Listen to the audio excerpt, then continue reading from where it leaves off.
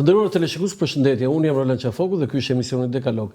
Pyetja kryesore përveç analizave që bëhet për maggiorancën është ajo për opozitën që si do jetë e ardhmja e Partisë Demokratike. Më 23 maj do zgjidhet kryetari i ri, në fakt fjala kryetari i ri nuk është se ka ndonjë vlerë, të gjitha gjasat janë që zoti Berisha do konfirmohet dhe do zgjidhet kryetar, të themi i ri, kryetari që është detyrë, do zgjidhet kryetar i Partisë Demokratike. Po, cila është e ardhmja e Partisë Demokratike? Unë kam ftuar sot një personazh që ka shumë kontribute për Partinë Demokratike, po ka marrë dhe goditje nga gjitha anët nga Partia Demokratike. Dhe ai vazhdon të jetë stoik. Ka raste që unë personalisht ndaj mendime jo të njëjta me të, por besoj që shumica e shqiptarëve dhe shumica dhe e opozitarëve janë në një mendje dhe thonë që Roland Beko ka kontribute dhe ka treguar karakter në gjithë aktivitetin e tij politik. Unë kam sot Roland Bekon në emisionin tim dhe dua të ndaj me të gjitha këto opinione dhe sidomos për atë që si e parashikon ai të ardhmen e Partisë Demokratike. Roland Beko, falenderoj që je në emisionin tim. Faleminderit për ftesën dhe urime për emisionin, sepse kur nuk kam mundësi ta shoh drejt për drejt e ndjek në YouTube. Të falenderoj shumë dhe e çmoj këtë, veçanërisht edhe për aktivitetin tënd akademik, se duhet ta dinë njerëzit që ti nuk je thjesht njëri atje që zihesh me ata të PD-s apo me të PS-s edhe kaq, duhet të njohin. Zoti Beko, pyetja thelbësore këto ditë në politik, dhe kjo është habis ka ndodhur në 36 vjet, është që njerëzit nuk po merren më me qeverinë, qeveria marshon nga njëra fitore në tjetër, po merren opozitën e cila marshon dhe ajo nga njëra humbje në tjetrën. Ani, vërtet nuk e kuptojnë në PD këtë gjë, se duhen kur u thua këtë, direkt të bëjnë me Edi Ramën ata, direkt të bëjnë socialist, mund të avarin edhe këtu, të thonë, ti je antar i Partisë Socialiste, je patronazhist, je i Edi Ramës, je i shitur, je i bler. Tani, vërtet nuk e kuptojnë atje? Jo, ata e kuptojnë, por kur ju bëni pyetjen vërtet nuk e kuptojnë aty, kam parasysh që ju e ndani Partinë Demokratike në mendjen tuaj, në perceptim, në qindrat e sekondës në disa shtresa, në elitën e Partisë Demokratike, në antarësinë e Partisë Demokratike dhe në militantët e Partisë Demokratike. Të tre kategoritë mendoj që e kuptojnë, më pak e kuptojnë militantët, pra ata të cilët e kanë hequr analizën kritike në mendjen e tyre dhe mendojnë në mendjen e kryetarit. Ndërsa elita e Partisë Demokratike e din gjithë, po të ulesh davolina me ta, po të takohesh, po të flasësh, të thonë di që nuk vinë në pushtet. Ata i se thonë publikisht, nuk e thonë publikisht. Jo, them elita për shkak të pozicionit drejtues. Pa mund të jetë më mediokër në kuptimin e formimit se sa vetë atyre, por kur them deputet, antar të kryesisë,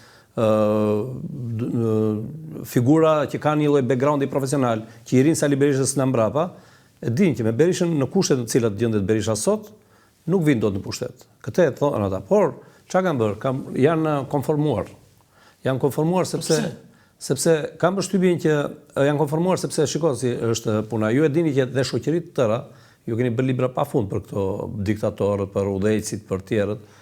Dhe keni parë që shoqëritë konformojnë me udhëheqësin. Kur udhëheqësi qëndron për kohë gjatë në pushtet, në krye të kësaj organizate politike, ose edhe të vetë shtetit, fillojnë dhe qytetarët, pra dhe bashkëpunëtorët fillojnë të marrin fytyrën e udhëheqësit. Po ti pse se bëri ti këtë?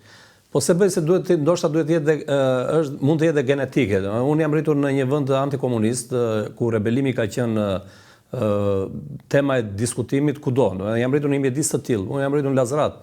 Në Lazarat, në ato mjedise, në kohën e diktaturës, kur unë krijuar karakterin tim, personalitetin tim, dëgjoja domethënë njerëz që flisnin burra të cilët flisnin kundër regjimit. Dhe nuk e pranojmë dot autoritetin. Në një farë mënyrë e pranojmë, respektojmë autoritetin. Por ama kur e shkojmë që autoriteti të cënon personalitetin, e reagojmë. Prandaj, se ju keni bërë emisione për Lazaratin, domethënë ajo është një krahinë që është anatemuar shpesh me të drejtë, sepse atje u mboll ashash dhe është krahinë e cila është anatemuar për të keq, sepse ka bërë diçka, domethënë që ishte e paligjshme. Tjetër gjë pastaj që e mori gjithë Shqipëria edhe si strategji zhvillimi të qeverisë shqiptare në disa vite më vonë. Por aty rriten njerëz të lirë, të cilët realisht me diktaturat, jo vetëm me komunizmin, por dhe me mbretin Zog, kanë qenë rebel, nuk ishin fanolist, në kuptimin që do e mbështesin fanolin sepse s'donin Zogun, por jo se ishin të majtë, domethënë, ase kishin ide fare që komunizmi. Dhe kjo është arsyeja edhe për ty që ti nuk mendoj se duhet të jetë kjo, Të tjerët le ta besojnë. Brenda kësaj zoti Bego. Me që bëhet pyetjen pse konformojnë atje, unë them që brenda Partisë Demokratike i kemi ndarë në këto kategori. Jo, shumë mirë ndarë. Kemi konformistët, kemi realistët, kemi dhe berishistët. Vetëm atje konformistët janë këta që ishin përballë Berishës, e panë që rruga më e lehtë ishte ti ngjitesh e Berishës, jo ti rije përballë, për të bërë deputet, për të kapur karrierë.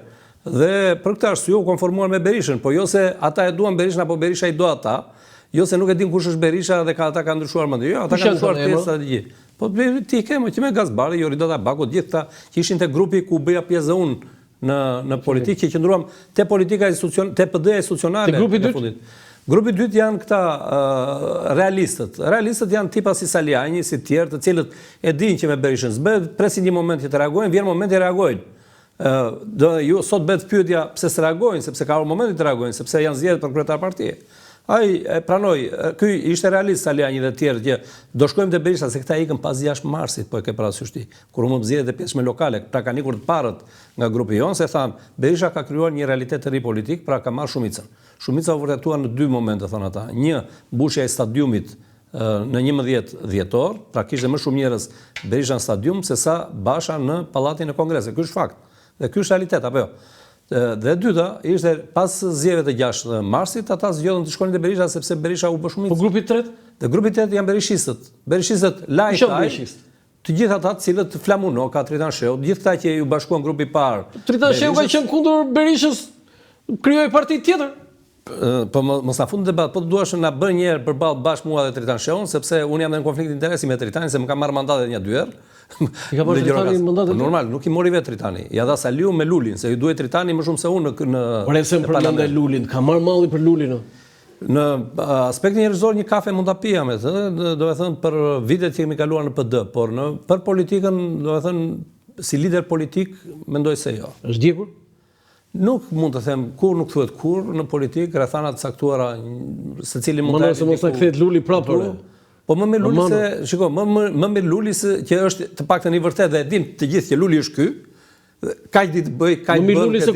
Më me Luli se sa hipokritët këta që nuk e merr vesh se kur ta thonë të vërtetën dhe kur ta thonë njerëz. Luli tani u dhe këtu keni arritur, që është më mirë Luli se sa këta. Jo, në raport me këta më mirë Luli, po unë them as Luli as Saliu as ti më ke dëgjuar mendimin mua që në kohën që ishte debati. Unë thosh, Saliu të mos kthehet, Luli të largohet, që të bëhet PD. Po kemi pyetje për Lulin, të dashim përgjigje për Lulin. Zim Basha dogji një brez politika. Jo vetëm brezin, mo dogji brezo, majtas, po jo vetëm djathtas, edhe majtas. Jo. Se po të kisha ardhur PD në pushtet. Edhe pse do ishte shkartisur. Pikërisht, u dëmtua demokracia shqiptare, këtë jam duke thënë, është më shumë se sa dogji një brez. Një brez ka dhënë. Tani, zoti Bejko, po mirë mo, prap s'më dalin llogarit. Në PD, te këta grupi i parë që theti konformistët, janë një grup djem nuk ka më atje, se atje janë mbi 40 vjeç e lartë tërë tani. S'ka, më bëra një mosha mesatare është rritur djem që. E di sa është mosha mesatare? 75 më duket. Jo. Mosha mesatare e grupit parlamentar. E kam nxjerrur unë, është 51.7. E lartë është. Më e larta. Po megjithatë jemi në politikë dhe në politikë kërkohet pjekuri dhe mendoj se është mesatarisht e mirë. Sepse jenë politikë lanë, edhe jo vetëm politikë, po dhe në administratë do kërkojnë. Po është më e larta që ka në 10-a, çfarë thua? O zot Bego. Është më e larta. 51.7. Do ishte 45. Po 51.7 dhe është më e lartë 51.7. E lartë do të quhej po ishte mbi 57. Se ne mirëme me shkencat politike dhe bëjmë krahasime, domethënë kemi studiuar dhe kemi parë. Se që është në pushtet, e ka më të ulët. Shiko pak në vendet e Bashkimit Evropian se sa janë grupe parlamentare. Se që është në pushtet, e ka më të ulët. Po se është strategji, çdo parti merr fytyrën e kryetarit. E tham që në fillim të emisionit këtë. Merr çdo njësi, kryetari i ri, ti ke të drejtë. Me Sali Berishën 82 vjeç, me Tritan Sheun mos ka 75. Jo, 75. Këta e rrisin. Duken të rinj, pra. Jo, këta e rrisin. Ata rrisin moshën. Se do ishte gati 45, mund të ishte 45. Aty ke drejt.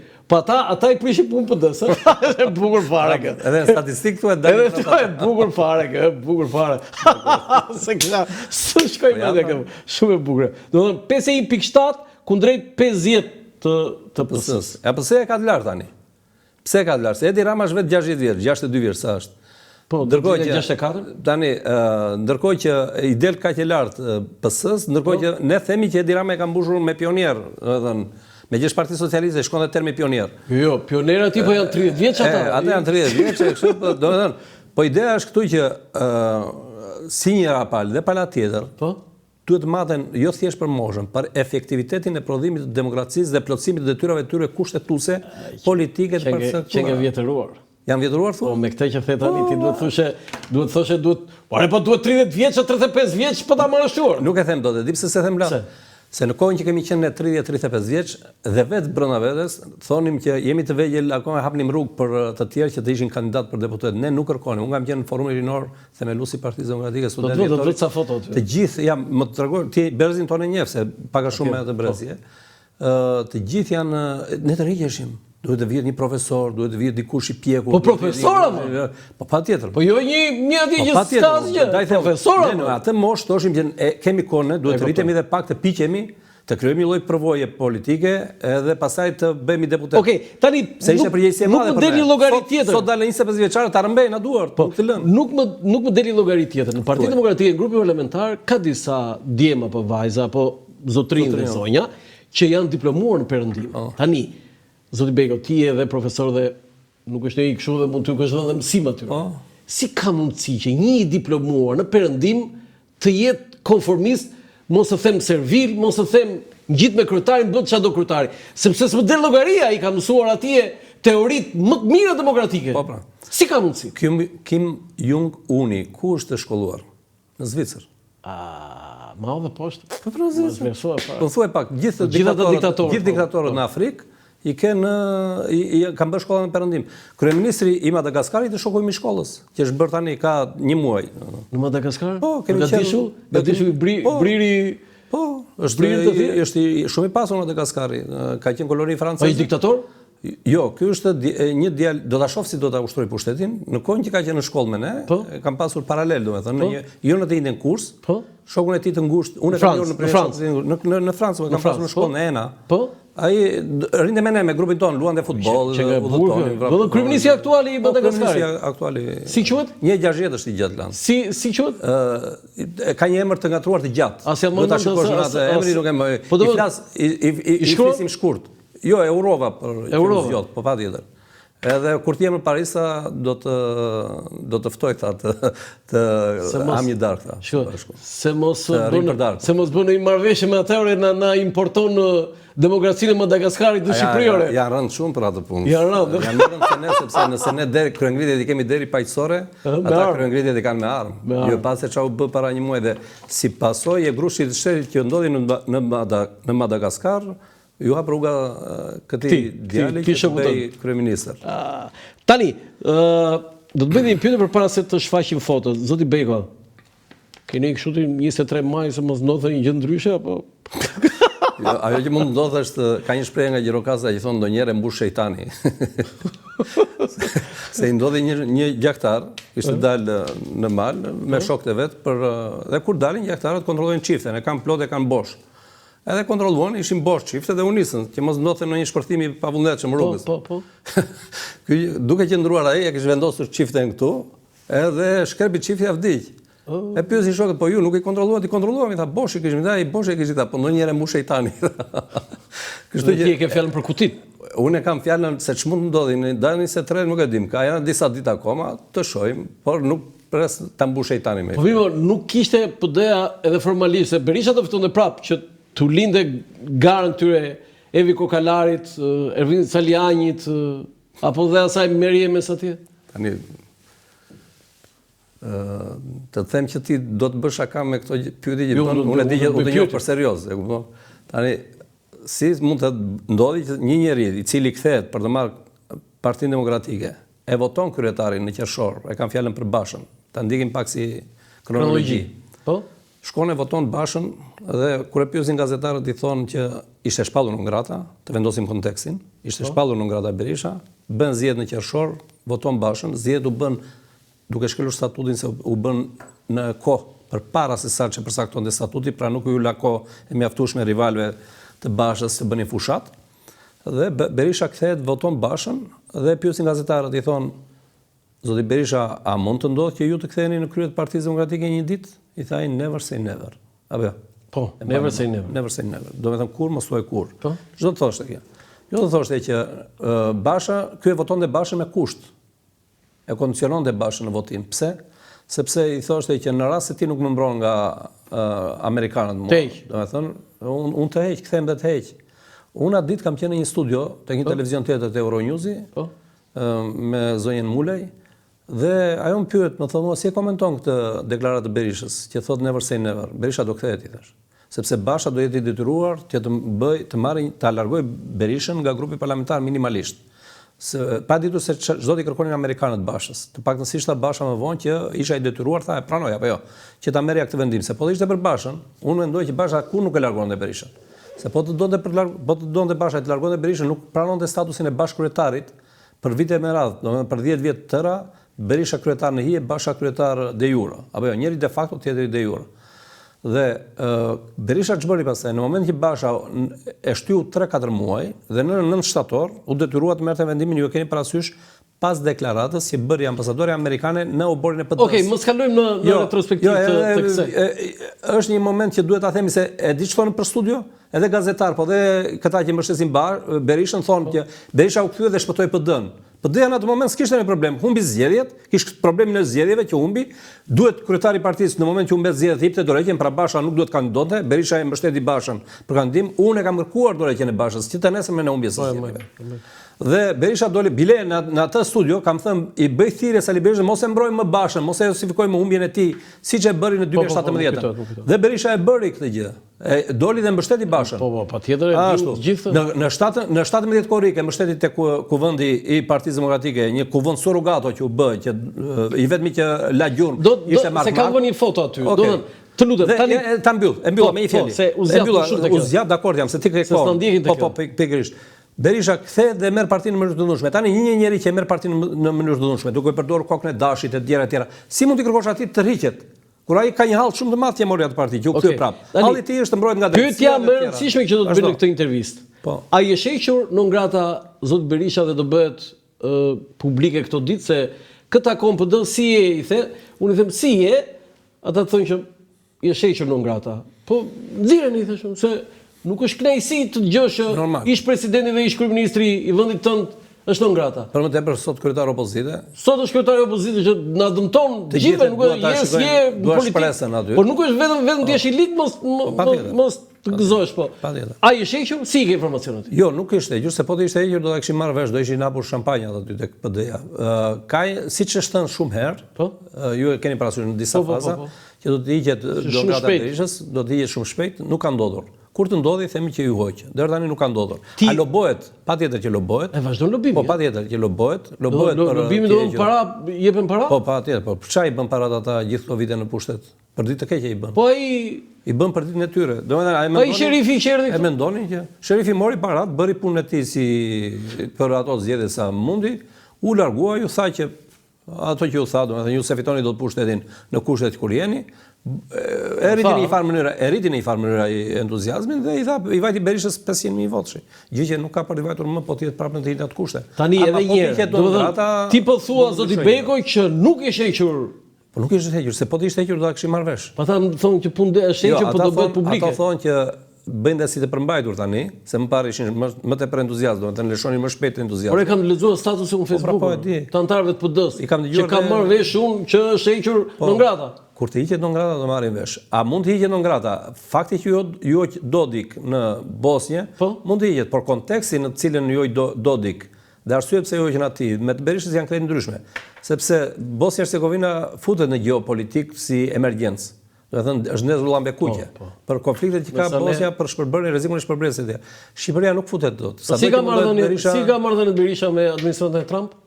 Tani Berisha jo, po të tjerët brenda Partisë Demokratike kanë marrëdhënie me administratën Trump, janë ftuar disa herë, si në kongres edhe në takime. Edhe këtu ambasada ka kontakte. Do të thënë, edhe këtu kanë kontakte, pra me Partinë Demokratike nuk kanë gjë dhe lajm i mirë kjo, se njerë u fol që po të vazhdonte administratën pashme, mund të ishte penalizuar edhe PD-ja, se disa kushte Po, e vërtetë. si parti që bën veprime antikushtetuese i ka. Po. Dhe të nxjerrë jashtë ligjit ai se ka një ligj për partitë politike. Si mund dalësh ti të thuash u do bëj revolt faqësore të dhunshme. Të armatose, më fal. Se pastaj e korrigjoj. Se foli ajo 90 djegje një në radhë parë Berishës, pastaj. Tani kam disa foto dhe do t'i komentojmë bashkë. Lutem regjia.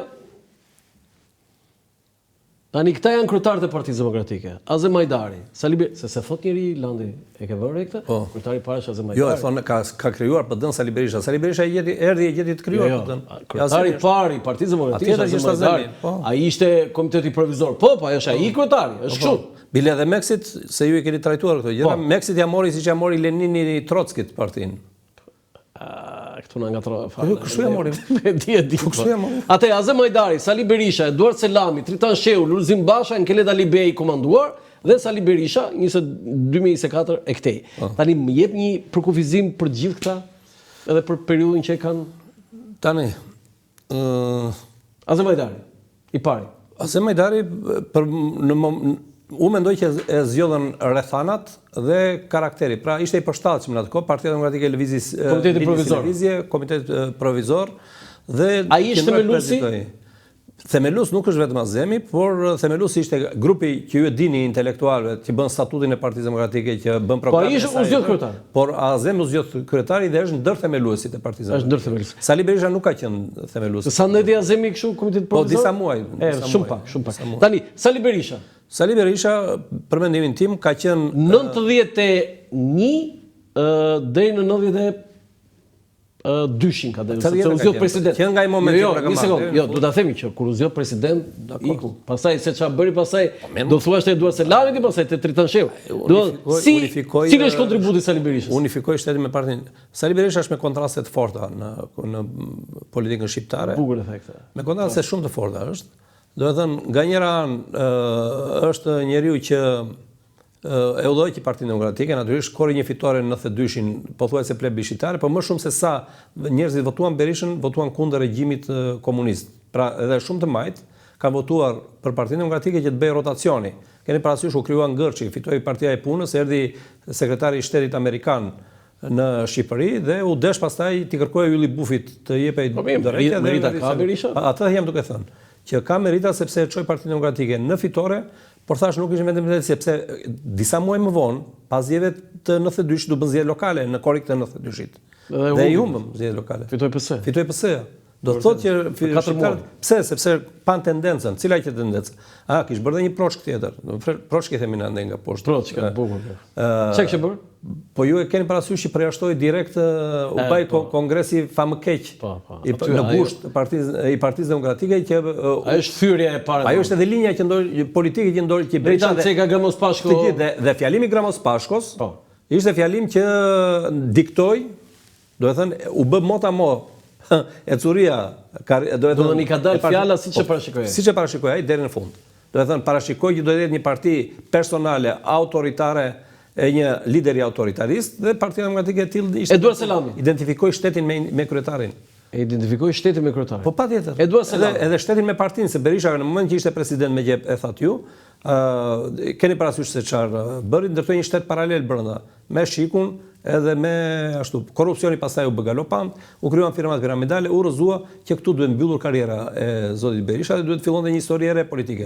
Ai ne nuk e lam. Po ju mbështetët? Ne mbështetëm, ata. Ti e mbështetur? Unë me shok e mbështetëm, se sidomos në jug, se në jug nuk e pranonin gjykun fare Berisha. Ti e mbështetur kështu me tani më thuaj, jo, do skalojmë në Eduard Selami. Një përkufizim, po shpejt lutem. Eduard Selami mund të ishte kryetari dur në rast se Berisha do kishte ndjekur rregulla demokratike dhe nuk do të punonte me strategjinë komuniste për ta përjashtuar Selamin dhe për të hedhur në dorë partinë që ta kthente ta identifikonte me veten e tij përjetësisht. Po si ka mundësi që këta të mirë të tillë i miri kanë sukses? I miri ka limite.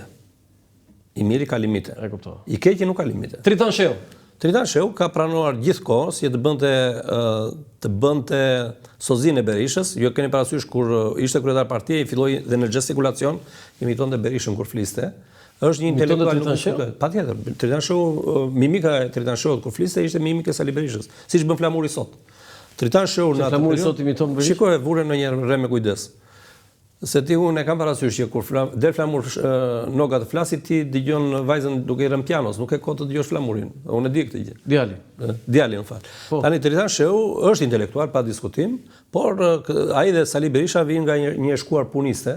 Tritan Shehu ka qenë pa diskutim një nga njerëzit shumë aktiv në prishjen e kishave të xhamive, ka dokumentuar dhe i ka bërë një letër Enver Hoxhës natë. Jo, si i thoni tani ju këto, si thoni, si thoshit në 91. Ja, e kam thënë unë. Ti ke mbështetur në 97-ën? Jo, unë kam mbështetur Sali Berishën në 97-ën. Po edhe Tritanin pas. Ja, Tritanin unë e kam respektuar dhe respektoj. Po, por ama gjëra duhet thënë siç janë.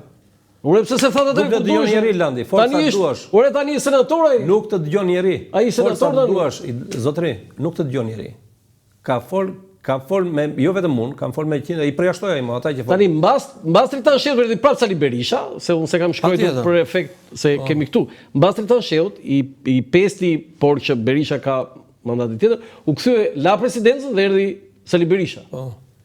E kalojmë atë. Lulzim Basha tani. Se qëndrojmë një moment të Tritan Shehu që t'japin Çezarit atë që i takon Çezarit, 98-99 këta me Gens Pollon. Po? U erdhi vetë dia në ikën nga partia. Nuk ikën, i përzun. Mirë, janë dy gjëra të ndryshme. U mbylli të gjitha hapësirat Saliu, ndërtoi atë grupin se Saliu operon me forca paramilitare, si çdo autokrat më burr dhe në perëndim. Sa grupe armiqësore pas skandal. Forca paramilitare. Po si ka mundësi? Sepse kur autokracia prodhon njerëzit që duan lirinë, që kanë një lloj ndërgjegjë dhe raportin me lirinë, janë dhe të butë dhe largohen, nuk qëndrojnë aty të luftojnë. Gabimi ka qenë që duhet të qëndrojnë aty të luftonin. Po dhe Tritan Shehu në atë periudhë me Gens Pollon ka qenë momenti më i mirë në politikën e tyre, sepse u bë i qartë. Ju e dini, thënia lapidare e Tritan Shehut është që komunistët thotë edhe kur humbasin, edhe kur e kanë gabim, thonë që gjithmonë fitojmë ose kemi drejt. Dhe kish fjalën për Sali Berishën në vetë parë.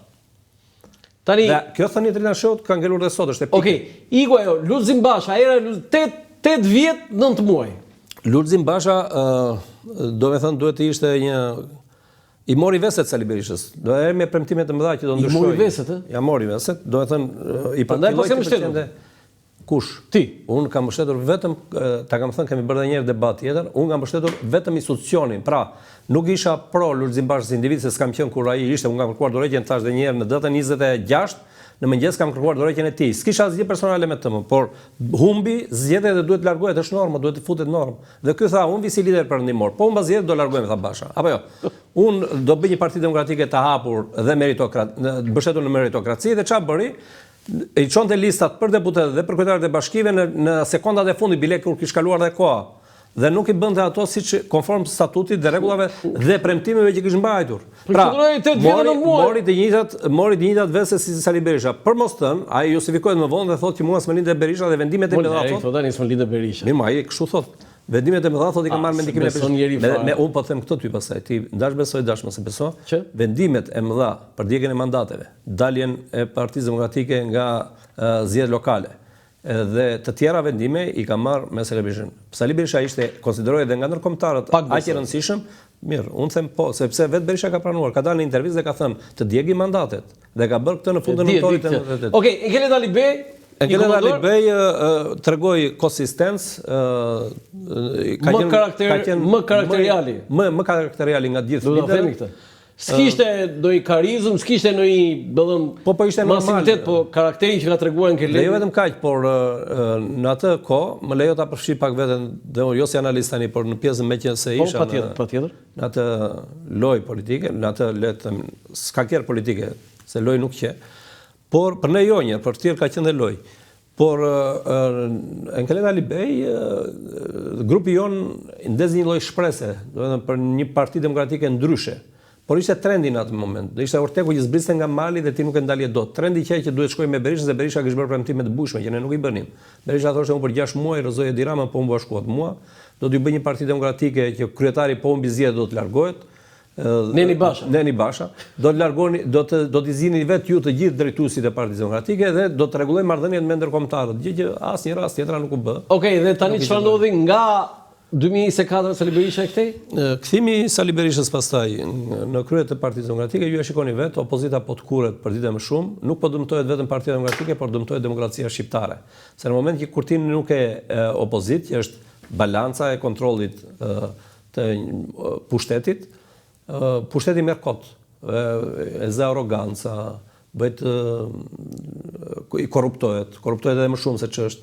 Dhe pastaj natyrisht lideri duket vetja lider suprem i përjetshëm. Foto tjetër. Dhe të dy bashkë mendoj që Berisha dhe Rama janë të kënaqur që janë në këtë situatë, sepse bashkëpunojnë, ti je i teorisë bashkëpunojnë? Po janë kemë fakte, no. A miratuan kodin zgjedhor së bashku dhe bën një kod zgjedhor. Mirë, një marrëveshje do ketë. Jo, një minutë. PD-ja opozitë. Po, të bën një kod zgjedhor që ta hapi demokracinë dhe jo ta mbylli. Po. Këta bën kod zgjedhor që e mbyllën. Pse? Sepse këta e kanë filluar që në 2008 me ndryshimet kushtetuese. Dhe ata konsoliduan pushtetin personal. Pastaj fitoi unë apo fitoi ti nuk ka rëndësi, vetëm ti mos ta futen në fakt dua foton mbas kësaj, sepse sipas asaj që ti më sjell foton mbas dhe kthehemi te kjo. Këtu, kjo është foto e jashtëzakonshme. Roland Beko me Sali Berishën në vitin 1992, Roland Beko Kaçurels. Dhe sot s'ke asnjë fije. Kemi këtë na. Po i ke rruar atë e ke bërë. Po Kaçurels aty? Si thaj, hym me lesh i thaj dolëm pa lesh, se i lam lesh për partinë. Ti ke lënë lesh për partinë? Lesh për partinë ka në gjitha kuptimet. Në gjitha kuptimet? Në gjitha kuptimet, merre si duash. A mirë kështu si nxënës i bindur i profesorit janë këto? Aty ne ishim entuziast për Berishën atë periudhë, se ishte momenti që do shpëtonim nga komunizmi, domethënë, ne vim nga zona antikomuniste. Unë isha student i dhjetorit, kisha drejtuar studentët në vendlinjen e diktatorit, domethënë në universitet, në lëvizje. Jemi ndeshur me enveristët, me buletarët e këtu, sa vjeç je këtu? Këtu jam 23 vjeç. Kishe diplomuar? Kisha 10 ditë që isha bërë baba, 15 ditë që isha bërë baba, sepse jam martuar shumë shpejt. Këtu je i gëzuar se je në krah Sali Berisha apo që je bërë baba? Unë Sali Berishën e kisha takuar disa herë, se unë jam themeluesi i Forumit Rinor të Partisë Demokratike me Ridvan Peshkëpin në Tiranë. Edhe Ridvan Peshkëpia ku është? Në Kosovë është pedagog aty. Ua, po me vlera shumë të mëdha aty. Patjetër, po i përzuri Sali. Vjen nga një familje, si Ridvan Peshkëpia është harruar fare. Familje madhe. Po jo mos është i ri, sa vjeç është? Me kontribute. Sa vjeç është Peshkëpia? Historinë shqiptare. Shumë i ri. Është duhet të jetë 7 vjet më i madh nga unë, domethënë i bie rreth 63-64. Madh ty pse kisha përshtypjen. Madh një lloj kështu, do të gjante pak shumë i ri nga po me goxha vlera intelektuale. Po. Dhe ka bërë një akt një herë, më kujtohet se kujt doli emri një herë në një gazetë jashtë, vajti direkt nga ata politikanë që vajti direkt te prokurori përgjithshëm, ja ku janë tha. E verifikuan ata dhe nuk kishte Ridvan Peshkëpia. Po kam qenë aty se mbuloja prokurorin. Në vitin 98, Ridvani nëse na ndjek, domthonë duhet i kujtohet kjo, ka bërë një akt të jashtëzakonshëm. Kush e bën sot? Ishte pasionant Ridvani për politikën. Po jo, i doli emri në gazetë. Po. Në Corriere della Sera, mos e them kod, një gazetë italiane. Ridvan Peshkëpia kështu është, që kisha natruar. Dhe ai me gazetën, unë tha këtu, me gazetë ndorë vetë takon prokurorin përgjithshëm Arber Akipi. Qofse unë jam këtu, tha, më arrestoi, tha, po unë nuk jam ky dhe ja pasaporta. Prandaj s'është në politikë sot. Bën verifikimet, shumë shpejt, morën telefon Arber Akipi, lidhe direkt me Italinë, bën verifikimet, i thanë ata, na fali, thanë, nuk e lidhje fare dhe jo, ai ishte i bindur që s'kishte lidhje. Po ishte një gjë shumë e bukur. Shiko, prandaj në politikë sot ai nuk është Ridvani dhe shokët e Ridvanit. Ti ke kontakt? Kam pasur, kam shkruar domethënë, jam për tema të ndryshme filozofike dhe politike. Tani, më thuaj çiker ku ishi ty ç'a vendoset? Këtu jemi në sheshin Çerçis Topullit Gjirokastës. Në krahun tim këtej midis, domethënë është Berisha, unë jam në mes, ai Partisy e Bardh tjetër këtu është Gensruli duke folë. Se ti me Partisy të Bardh? Jo, unë me bluzë kam qenë. Po them këtu në krah përpara me është Partisy e Bardh. Se ky është Partisy e Bardh. Berisha me Partisy të Bardh, siç me atë Partisy që dolën po Partisy të Bardh. Po ti bleve nga e Partisy? Çdo, unë sisha s'më çoj mua, unë s'mora një kontakt nga Ramizi kur u futa në politikë. Uzdona nga zyrat e Ramizit. Tani pse erdhi Berisha në Gjirokastër? Ishte raundi i dytë, se në Gjirokastër. Do të thënë mbas 22 marsit. Po mbas 22 marsit. 92-shit. Duhet të ketë 29 marsi. Po themi disa ditë pas. Disa ditë pas. Po, sepse u bë jo 29, duhet të ketë qenë disa ditë pas. Disa ditë, jo një javë. Se 29 do bën zgjedhje, domethënë. Po pra, se një javë pas u bën zgjedhje. Po, dhe kush ishte në balotazh? Gensruli në mos gaboj me Leontef Çuçin, EPS-s. Të dy figura shumë të mira. Dhe fitoi Genci në raundin e dytë, se shikoj si e ka Gjirokastra. Kam dalë dhe unë me Makbulen në 2001-shin, me zonjën Çeço, në balotazh. Me 7 vota jemi ndarë raundin e parë. Por Gjirokastra voton kur është me 2 raunde, shikon trendin nga anon. Do të thënë, kur fiton rang vendi X parti, fiton partia. Ajo atje në raundin e dytë fiton ai kandidat, është e sigurt, është e padiskuar. Dhe këtu fitoi Ruli. Fitoi Ruli. Kjo i ndodhi Rulit edhe në 2005-ën. Po, patjetër. Që erdhi me një raund me mazhoritar proporcional me një raund, por kaloi nëpërmjet gjykatës. Se pati probleme dhe gjykata mori vendim të përsëriteshë zgjedhjet. Kish fituar PD-ja në rang vendi dhe ne atje pastaj nuk numërojmë dot votat se sa morëm, e kupton? U kam drejtuar fushatën do të thënë kam qenë drejtues organizativ i fushatës së Rulit në atë periudhë, në 2005. Se kam qenë antar i kryesisë qendrore të PD-s. Foto ti kjo foto Roland Bego. Po, kam duhet të tregoj diçka që është politike tani. Po. Unë jam aty, por një natë më parë Berisha erdhi në Gjirokasë dhe kemi ngrënë darkën në Hotel Turizmin e Gjirokasës. Kjo godin që është direkt mbrapa nesh. E kam pasur Berishën diku përballë në tavolinë. Unë kam qenë 23 vjeç në atë periudhë. Dhe kam bërë 5 pyetje. Se kish fituar PD-ja, dihet tani si do ta drejtonte shtetin. Dhe një nga pyetjet ka qenë cila do të jetë sjellja që do të keni ju si president i vendit dhe Partia Demokratike ndaj Ramizalis. Përgjigjja e tij ka qenë që i njofi merita Ramizalis për pluralizmin. Po. Dëgjoj pak këtë. I njofi merita Ramizalis për pluralizmin, tha që bëri një kalim të qetë, tha që bëri një kalim, ka merita se bëri një kalim të qetë të pushtetit.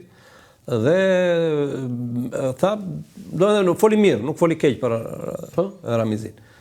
Po ta dëgjosh sot Berishën për Ramizin, e ka ndryshuar tërësisht këtë lloj narrative. Nuk ja njeh meritat për pluralizmin e tjerë. Ty të erdhi mirë atë erdhi keq. Jo, mua më erdhi keq i njofi merita Ramizit, sepse ne të thashë, unë vija si antikomunist aty, nuk vija si demokrat. Ishe nga Lazarati. Po, vija si antikomunist. Demokracinë pastaj e mëson në rrugë sipër. Foto tjetër, më kënaqem me këtë, më kënaqem. Foto tjetër. Tani këto janë zgjedhjet e 96-s, 26 maj. E di pse ta përmenda atë episodin e pyetjeve, se kam frikë se me ato pyetje që bëra aty. Aty morën fund. Aty më është vënë pikë pyetja e parë, domethënë. E dyta është kur u përjashtuan mocionistët, unë u çova në sallë për të fol, kërkova fjalën dhe më thotë Azem Hajdari që ke parasysh që bëja ai debati, unë po shkoja drejt podiumit. Ishte momenti rreth fundit. Dhe më tha mua, çfarë do thuash më amor? Le ulu, le ta mbyllim tha Azemi. Se njihesha unë, kisha mik Azemi. Jo, nuk më vërteti, më tha, lere se po bëj zhurmë aty. Çfarë tha? Po kisha. Çfarë do thuash Land, më tha mua, lere ta do mbyll. I them unë, do themi thash për ne sa mbyllim historinë me plenumet e Partisë Punës, akoma me plenumet do vazhdojmë. Berisha më ka parë në sy në atë moment. E kupton? Më ka parë në sy absolutisht, nuk foli fare. Azemi më tha lere, ikse u tham, tha mua. Tani Dhe grupi Gjirokasës që kisha ardhur unë me furgon, me një furgon të policisë financiare, mbaj mend, kishin ardhur sa ndihma në italianë në atë periudhë. Më kanë lënë në Tiranë, nuk më kanë marrë as në Gjirokasë. Vetëm për këtë gjendrim që mora. Jo, më ikën. Ai të solli, por nuk të ktheu. Nuk më kthyen sepse panë që unë tani potencialisht për bëja rrezik, domethënë që të isha armiku i udhëheqësit. Tani më thonë çik këtu tani. Zgjedhjet e 26 majit 1990. Për gjithë ata që nuk e dinë, slogani ishte me ne fitojnë të gjithë, po Okello ishte Vizion 2000, se 96 plus 4 do të mendohesh për Vizion 2000. Dhe kjo Vizion 2000 si titull shumë gjetje e bukur është ideja e Erben Çekut. Ashtu do t'japi, po Vizion 2000 ishte shumë e bukur. Dhe ne kam njohur që në atë periudhë. Po, tani më thoj diçka. Si vodhi PD-ja votat e 26 majit? Po të zë euforia ti Lando. Unë kam qenë në Gjirokasë në atë periudhë. Sadik Beko ka qenë, ju e njihni Sadikun. Profesori më ka dhënë mësim profesor. Sadikun ishte deputet dhe vendosi në Dropull se në Dropull nuk fitoje dot në atë periudhë. Dhe në zonën tonë, domethënë në pjesën tjetër se ishin dy zona elektorale Gjirokastra, vendosi Fatos Bey, këshilltarin e vet. Fatosi natyrisht fitonte në Gjirokasë dhe fitoi se ishte PD-ja ishte e fuqishme në atë kohë, dhe kishte pjesën më të mirë të elitës Gjirokasë, jo se PS-ja ka qenë keq nga ana intelektuale, ka qenë dhe ata shumë mirë. Domethënë, por ishin fshatrat e mundin qytetin në atë periudhë. Kishte popullsi, jo si sot që është bosh. Dhe në Dropull pastaj erdhi fitues dhe Sadiku, po jo për fajin e Sadikut. Erdhi fitues Sadiku për shkak të udhëzimeve që u dhan për të mbushur kutit. Dhe nuk fitonte dot Sadiku, pavarësisht që ishte figura më profesori? Jo, profesori, unë ndje keq, me thënë të vërtetë, unë ndje keq në... PD-ja fitoi skrapara, harrove ti? Tani, edhe i kapi, ishte ai momenti që thash që Berisha mori kohë se identifikoi veten me lavdin që duhet kishte ky vend, me mirëqenie që duhet kishte ky vend dhe duhet ishte vetëm ky që mund ta bënte këtë dhe askush tjetër. Mund ta thuash një fakt që se si e ke parë vetë me sytë e tu që vidheshin votat? Unë me sytë e mi të them të vërtetë nuk e kam parë, se nuk kam qenë në kutinë e votimit. Jo, ndoshta u kam qenë në Lazrat në atë periudhë. Në Lazrat nuk vidheshin vota. Lazrati votonte 90%, 90% s'kish nevojë. Por në Lazrat kish këtë që sikudo në Shqipëri vinte një votonte për gjithë familjen, se dihet që gjithë familja do votonte ashtu. Kjo ndodhte.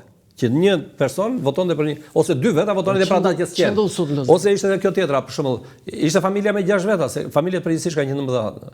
Ishte familja me 6 veta, mungonte njëri se ishte xoban mal. Për atë votonin këta të tjerë dhe komisioni e linte, nuk është se thoshin ç'a ndodh sot në Lazarat? Sot në Lazarat, si në gjithë Shqipërinë, largim masiv i njerëzve, mungesë të theksuar. Sa banor ka Lazarati sot? Aktualisht nuk e di se sa ka. Po ka shumë pak?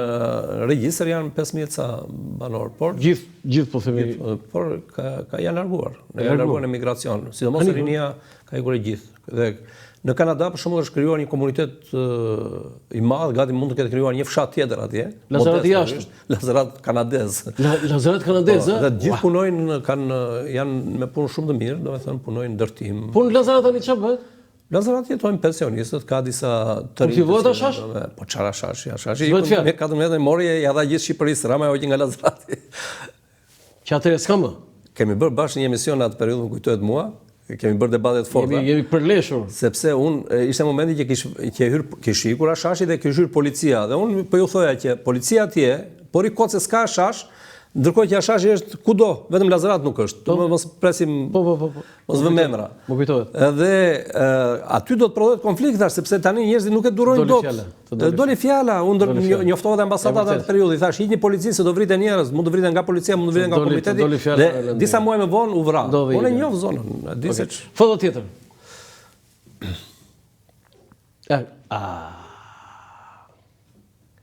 Rrethimi i Krujës. Po, ky është këtu më së miri kushdo mund të kuptoj si ka ndërtuar arkitekturën e mendimit politik Berisha në kokën e vet dhe si e konsideron ai veten e tij në krye të një institucioni. Secili nga ne jemi ata ku jemi rritur. Thonë që karakteri i njeriu krijohet deri në moshën 6 vjeçare. Unë jam rritur në Lazarat, Berisha në Vuçidol. Pjesa tjetër që kemi krijohet në jetë e sipër nëpërmjet leximit, dëshirës për të ndryshuar e tjerë. O je bër ose je bër që në atë periudhë pjesa tjetër pastaj është çfarë ke hedhur sipër. Berisha pjesën intelektuale ka shumë të mirë, atë që se ka marrë në Vuçidol, por e ka marrë tjetër kund, e ka marrë në Tiranë, e ka marrë nëpërmjet studimit, nëpërmjet librit, nëpërmjet daljeve jashtë e tjera. Profesor Skënderaj shkruaj një vlerësim ashtu. Ja ta mbaroj, ndërsa pjesa tjetër që ka të bëjë me substratin, me strukturën e tij. Kjo është ajo e origjinës vet. E Vuçidolit? E Vuçidolit dhe kjo ndodh këtu. Edhe unë aty që shkova si ju nuk e keni foton time aty? E kam pas. E ke? Unë aty kam shkuar, edhe unë kam treguar Lazaratasin atje. Ja, foto tjetër? Që kam shkuar aty brenda. Ja. Aja këtu. Do e thënë, qëllojsha nga poshtë nga këmbë se këtej lart që janë kamerat, i them një nga këta se ka qenë një nga studenti im aty, i them që ma vendos kamerën lart i thash se do ha në i thik i thash se po nuk merret vesh se turma ne dim si sillet turma, apo jo. Por në momentin që kam hyrë brenda, Nandi i ndjer duan realisht i rrezikuar për jetën. Jo i rrezikuar, unë e mblodha mendjen. Unë thash tani këtu atje apo atje, ku do ndodhi. Por unë kam shkuar aty gati i futur në kurth, sepse po kush ta bëri kurth? Ja ta them unë. Unë do të them ti pas e nxirë konkluzonin. Një natë më parë kam qenë në televizion te Eni Vasili dhe kam dënuar blindimin e partisë tek Top Channel. Dhe kam dënuar blindimin e Partisë Demokratike. Domethënë që Basha kishte blinduar PD-n atje. Por ama kam thënë këtë, që tani që ka ndodhur fakt, nga njëra nga Berisha që i cili thot më prisni se unë do vi ta nxjerr Bashën me pekule. Dhe do ta nxjerr nga Selia. Dhe nga ana tjetër, pra Berisha që do sulmoj dhe Basha i do mbrojt, më mirë që u blindua se do shpëtoj jetë njerëz i thash se do vriten me njëri tjetrin. Dhe unë deklarova që nuk do shkoj. Të nesërmën në mëngjes më ka marrë në telefon, më ka shkruar mesazh Ervin Saliani, Agronjek Markaj dhe Gazbardhi, me të cilin kam fol. Dhe më thonë, hajde mos u ndaj nga shokët. I thash, nuk vi, thash, kjo është e pa precedent. Nga shokët, nga ajo. Nuk vi, thash, sepse kjo është e pa precedent. Si unë mund të blindohet partia ende, po tjetri si do sulmoj partinë, ka dali, thash, si Kreshnikët Majt Mali dhe i thotë, më prisni se do vi unë, do të nxjerr me pekule. Janë të rrezik sa apo jo? Si ishte kjo thotë? Kreshniku valla del Majt Malit Kreshniku dhe thotë, më prisni se po vi unë. Se këtë bëri Berisha, se Berisha ishte në zyrat e PD-s disa ditë më parë, apo jo? Hyri atje disa ditë më parë, që qe me Evi Kokalari me këta. Të qëndronte në një e pam atë skenën që ishte qesharake, në një sallë bënte mbledhje Basha me grupi parlamentar, në sallën tjetër bënte Berisha konferencë shtypje, apo jo? të qëndronin aty, ta ndalin si nga kush e ke këtë kurth se ka marrë Gazbardhi, ka marrë Agronjek Markajt, ka marrë Ja më ta them tani. Unë shkova në moment që u afrova aty, do të them unë nuk doja të shkoja. Dhe në ora 9:30, 9:30, telefoni i fundit ka qenë me Gazi. I them të vi, a ka rrezik? Hajde më tha mua se para teje hyri Fred Rushaj dhe Xhelal Mziu. Ta pas ka bërë Gazbardhi? Jo, një minutë, ai pa dashje, them po unë rash brenda se dia. Jo, tani. Ta mbaroj. O ka kurth o s'ka? Ja ta mbaroj. Ta tregoj të gjithë pastaj më thuaj ti. Dhe unë shkoj aty, dhe unë kujtova se personat që ishin, se ishte ora 9:30, Berisha kishte njoftuar në orën 12. Personat që ishin para PD-s, mendova kanë ardhur me Xhelali nga Kamza, se zakonisht Xhelali kur vinte në manifestimet e PD-s binte njerëz. Përgjithsisht nga Kamza. Dhe kur hy brenda në oborrin e PD-s, nuk e kuptova, se demokratë, i njifja që ishin demokratë. Kur futem në mes të turmës, do të thënë për të kaluar nga kjo anë këtej djathas ishin gazetarët, kameramanët që më prisin, dhe sa hyn u kthyen gazetarët më njëherë. Kur u kthyen gazetarët, u kthye turma nga unë. Në atë moment më shajnë mua nga motra, nga nëna, nga gjitha se më kishin parë qendrimet e mia në televizion që isha kundër kthimit Berishës në krye të PD-s. Kush ishte më agresiv? Çfarë ishin ata? Ishin verior përgjithsisht, Kuksian dhe nga zona e Vorrës. Ata i njofa sepse më pas më kërkuan falje, kupton? Kanë kërkuar falje. Po, më kërkuan falje sepse menduan pasi të qelluan edhe nuk më qelluan nga këmbë, nga kështu. Po edhe të shallet të kërkuan falje? I falet ti? Patjetër, shiko. I falet. Dëgjoj pak Landi. Unë kur kam dalë për Andej, kam dhënë një intervistë dhe kam thënë, kam bërë një prononcim dhe kam thënë, unë nuk mbaj mend asnjë fytyrë nga ato që pash aty. Thash, unë bash vetëm në çdo fytyrë të tyre pash vetëm fytyrën e Sali Berishës.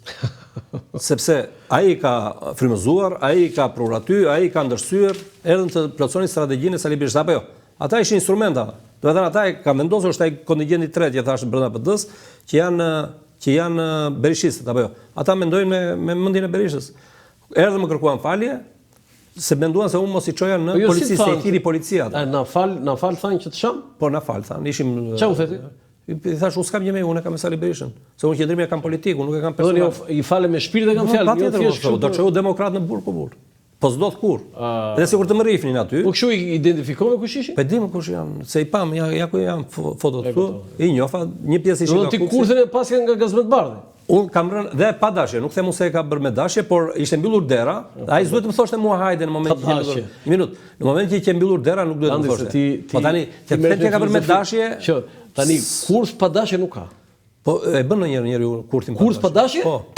Të njoftoj Landi. Të i them unë ty hajde se kemi një takim tek pranë shtëpisë time në filan vend. Dhe ti kur e di që aty ka ti do që mund të ketë një rrezik një gjë vjen, por në lagjen time mund të ketë delekuent, të ndodh diçka aty, do thuash më futi Landin. Po pse do të thrisë ty ai patjetër, po shkoj ti do zgjidhë situatën atje. Mua patjetër, po merrte në telefon anëtarët e kryesisë për të shkuar se kishin njoftuar një mbledhje kryesie. Kështu ishte sebepi. Foto tjetër? Nuk them që ka bërë me dashje, se them dot. Last foto. Dashuri dhe urrejtje, të dy e dinin problemin që kishin. Foto e fundit. Dikte që është foto e fundit. Fotoja e fundit është në 17 korrik. Berisha kishte bërë njoftimin kur kishte votuar për të disa ditë më parë. Por Saliani pse duat roket atje? Po të tjerë duat rokasin aty. Jo, s'do të rokasin gjithë. Saliani po duat roket. Për shembull, Bushati i tij ka mund të jetë momenti më ka kap kamerën në atë moment. Të gjithë kanë duar roketur. Se shikoj, gjithë salla. Kur u çua Berisha, se ky është momenti që Berisha çohet dhe përqafon Bashën, e ke parasysh? Ore Saliani po duat roket atje. Ky është foto, ky është perl. Tani ti Saliani do ta kesh në studio. Kur ta kesh në studio se ti them, ë? Pyet një herë, vulja këtë foto thuaj, ore pse duar rokizje? Kur ata dy po përqafoheshin. Janë do të rokitje, do të rokitje. Të gjithë duan unitetin e partisë, më burr, kush e do partinë për Saliani thotë do unitetin parti. E fortë. Mendoj se po, duan partinë të bashkuar. I vetmi që e dinte si sta vet. Luli është këtu tani apo në Holland? Nuk e di, se kam kontakt.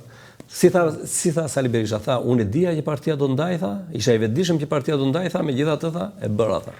Po tani që thonë që u kthye, thonë, dhe shpëtoi Partinë Demokratike, thonë, sepse partia ishte e përçarë. Unë ta tregova, ta bëra atë hyrjen. Partia në ato momente nuk ishte dobët, po jo e përçarë. E përçarë u bë kur Berisha u kthye dhe e bëri siç e bëri pastaj. Kush është më i gëzuar këtu, Berisha apo Basha? Të dy. Shikoj, në këtë moment Basha ka pas nevojë që Berisha të ishte i paqëm, të ishte realisht mbështetës e tjera. Pra njeriu që donte në këtë rast më shumë paqen është ai që është kryetar apo jo. Ama Berisha e ka dashur mbështetjen e Lulit sepse priste mendonte që Luli të mirë të guximit thoshte midis Berishës dhe amerikanëve, thoshte amerikanëve jo. Ai nuk u tha dot jo amerikanëve, tha jo Berishës. Qartë. Foto tjetër? Do të kemi edhe një mos gaboj? Ti je i pari kandidat për kryetar bashkie i Tiranës që Përfaqësova Partinë Demokratike.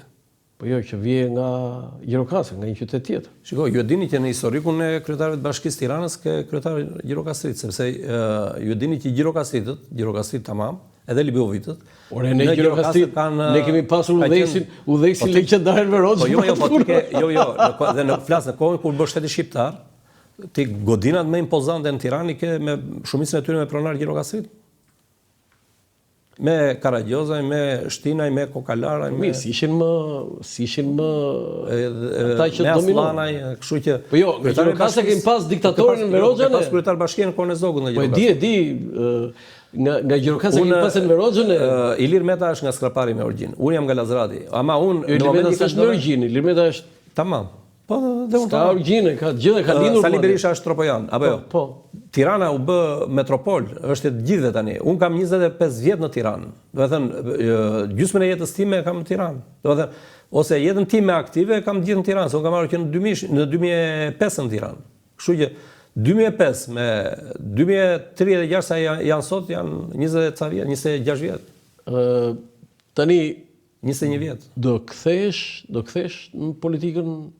Sepse tani ti nuk më pyete për atje që jemi duke bërë. Ne dolëm për herë të parë me një program, kemi qenë të parët ne që dolëm me një program. Jo, që kemi konsumuar këtë, program i djathtë, se e di si ndodh në Tirana këtë e ka të bukur, domethënë. Kaloja një ditë në rrugë, isha me një 12 e mi, analist, gazetar, ndalon një gruan në rrugë, edhe ajo ishte me makinë.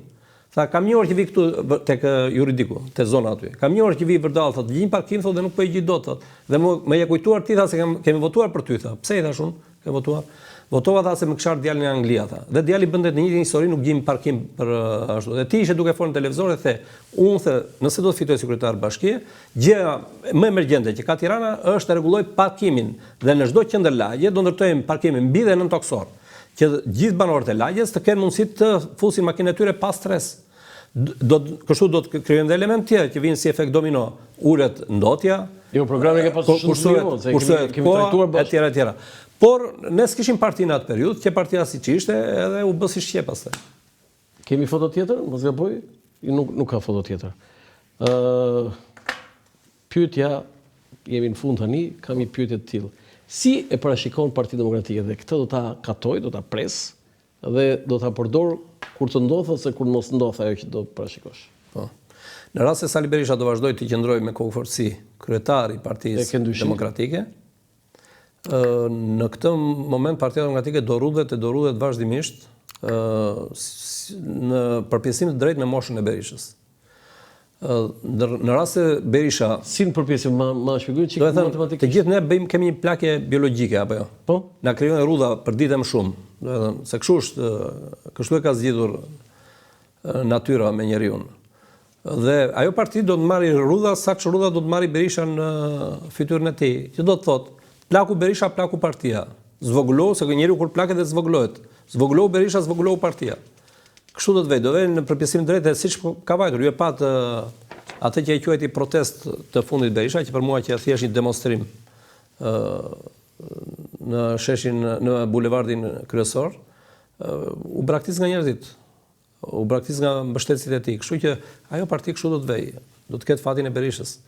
Ndërkohë që në rast se Berisha pastaj hiqet non grata dhe non grata hiqet e kushtëzuar si juaj dhe Dodik, që ju tha ta heqim non gratën, por ti do ta hapësh krahun dhe të japi mundësi të energjizohet ajo parti, të ringjallet ka shanse, por jo duke zgjedhur Berisha kryetarin, duke zgjedhur një proces i ndershëm, i drejtë, demokratik, i barabartë për kandidatët dhe procesi le të zgjedhë leadershipin e Partisë Demokratike, sepse potencialet brenda asaj partie janë.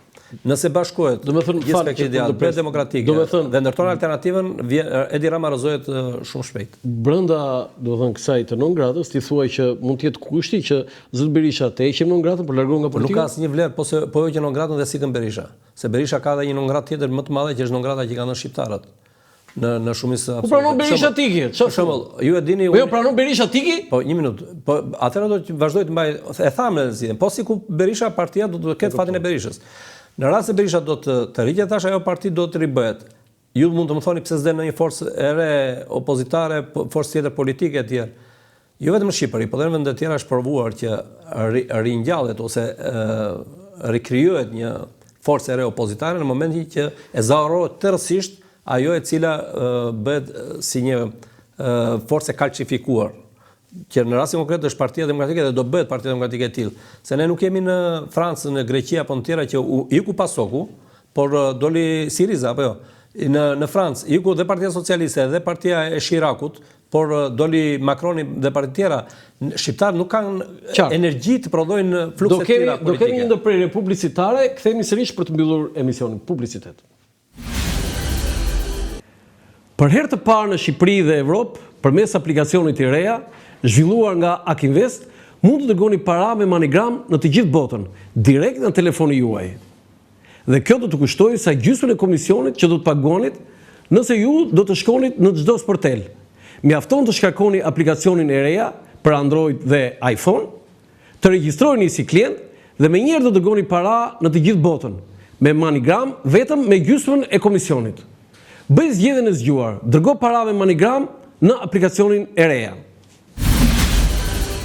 Faleminderit, kthehemi në studio dhe njëherë falenderojmë MoneyGram Akinvest me sloganin tashmë të njohur, transfero shpejt, gjithmonë më shpejt kudo dhe kudo.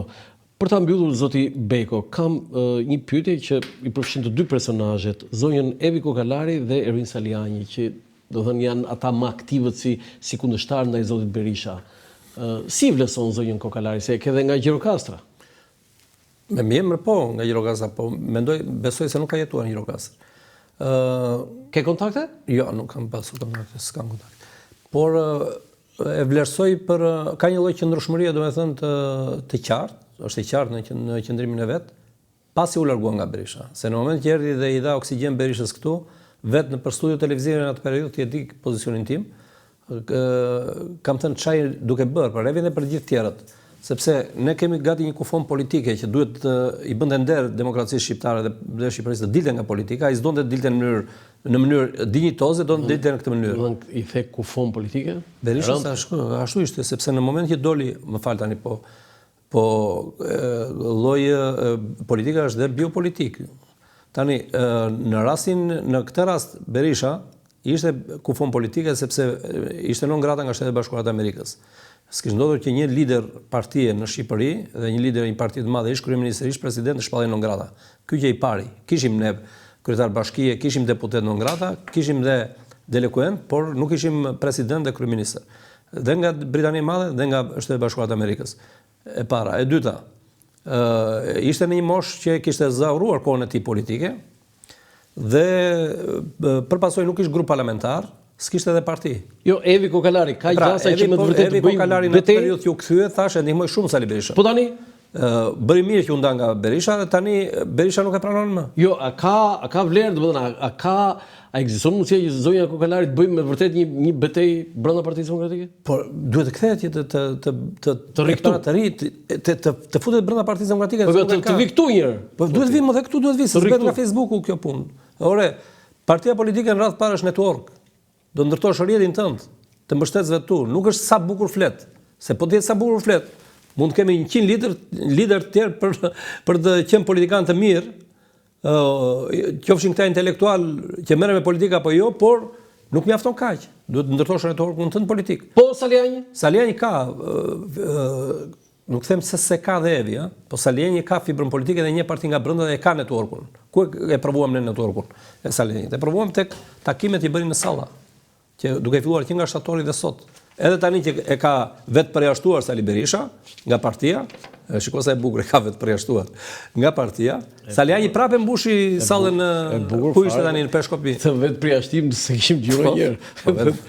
Është vetë përjashtuar, është fantastike. Vetëm një punist, shiko, ju e dini diktaturat, se e keni studiuar, diktaturat e autokracit prodhojnë metafora hiperbolike, të fuqishme, domethënë. Edhe një nga këto që ka dhe komikën brenda, por ka dhe dramatikën është vetë përjashtim. Jo, ngriu është ngrirë. Edhe ngrirë është. Ngjela e ngriu. Ngjela ngriu. Ngriu, Saliani vetë përjashtohet. Vetë përjashtuar. Kështu që mund të më thuash 2-3 emra për ta mbyllur fare, se po them disa herë në fund po. Që që mund të jenë e ardhmja e drejtimit të Partisë Demokratike? Këtë spikati që... Unë besoj proceseve, të thash dhe një herë, le ta zgjedhin vetë demokratët nëse do duhet, po personaliteti e PD-ja ka plot. Më thuaj 2-3. Po Saljani, po Jorida, po Tabak. Po to Moralizoti, po... Të moralizojnë po flet gjumë atje. Le të flen gjumë, Si të flet gjumë? janë pjesa e... Do zgjohen një ditë, Zgjohen një ditë. Po i 60 ca vjeç më. Po çat them Ku i shkon të moralizojnë flet gjumë në parti më, thotë se do ndodh. Janë disa të rinj që... Të moralizoti është 44, se ju djathtë 44 morë të fundore. Janë disa të rinj që mund të... Shiko, unë nuk të flas thjesht me gjuhën time. Unë bie edhe perceptimin që kanë njerëzit. Njerëzit, ata, kur i them njerëzit, e kanë fjalën për mbështetësit e PD-s. Ata tek Tomori nuk është se shikojnë vetëm Tomorin, shikojnë si përfaqësues të një shtresë të përndjekurve politike. Ty të aktiv? Nuk është aktiv. Nuk fitoj. Ore, aktiv e tjerë, që s'ke as ka mandat deputeti, as detyrën kryesias. Me që më thuaj disa emra, unë të bëra qefin, sepse realisht unë thash, unë besoj te sistemi. Jo, ti ke shumë të drejtë, po flas emrat, përfaqësojnë, është shumë mirë, përfaqësojnë diçka. Po përfaqësojnë, është përfaqësues ai, pavarësisht se mos prit më që dalin lider karizmatik në krye të Partisë dhe mirë është mos kemi lider karizmatik. Lider karizmatik të bëjnë gjë në Shqipëri. Çfarë do të thotë lider karizmatik? Lider karizmatik do të thotë një nga edhe kështu si Tomori që flet gjumë ti. Një nga karakteristikat e tyre di cila është që ta bëjnë mbështetësin e vetë të hidhet në zjarr për të. Dhe ne nuk kemi më nevojë për këtë tani. Ne duam një politikë normale. Ju të djathët është ajo e 44-s, sindrome 44-s, u bët lëmsh me njëri tjetrin edhe e lat Enver Hoxhën të vinë për shtet. Pse ti beson që e djatha u bë lëmsh me njëri tjetrin që la Enver Hoxhën të vinë për shtet? Arsyeja kryesore, pa ai si ishte as me diplomë, as me prona, as kishte asnjë gjë, dhe kush është Mitat Frashi këtej? Nuk ishte geopolitika ajo? Ore lere geopolitikën, po ikën, ju ikët. Po kishe në vende të tjera, një minutë. Le të marrim Jugosllavinë, le të marrim nëse Jugosllavi ti thua kishte se bëri luftë. Po të marrim Hungarinë, Çekinë, Poloninë, po bëri luftë Polonia, se pas dhe mbrëm një film me aviatorët polak që luftuan për Britaninë dhe erdhi puna nuk i ftuan as në paradën e përshëndetjes. Pse se e kishte mbyllur Churchilli, një minutë, Lan, e kishte mbyllur Churchilli me Stalinin që në 39-ën atë punë. Ku do qëndronte Polonia? Kështu që as qeverinë polake nuk e mbështetën, as luftëtarët polak nuk e mbështetën, as le të themi elitën polake mbretërore nuk e mbështetën, por ja dhanë Bashkimit Sovjetik Poloninë e kështu nda bota. Pra në mos Enver Hoxha do vinte një komunist tjetër në Shqipëri, por do të qëndronte bisedë shumë interesante, Dakor. Do të qëndronte kami socialist, komunist Shqipëri. Le themi të jetë prishur sot landi, mos të vazhdojmë ende ke thënë disa gjëra shumë interesante, por parashikimi yt, unë thashë do ta katoj dhe do ta transmetoj kufres. Ta bëni këtu, pse? Jo. Po ku jam unë mbledhjen e PD-s jam? Unë parashikimi ta bëra, po ti e preve në mes, domethënë pa fele, ai do marrësh tani, saç e le. Të falenderoj shumë që ishe. Gjithashtu faleminderit. Të nderuar teleshikues, ky ishte emisioni i për sot nga unë Lançafoku, mirupafshim.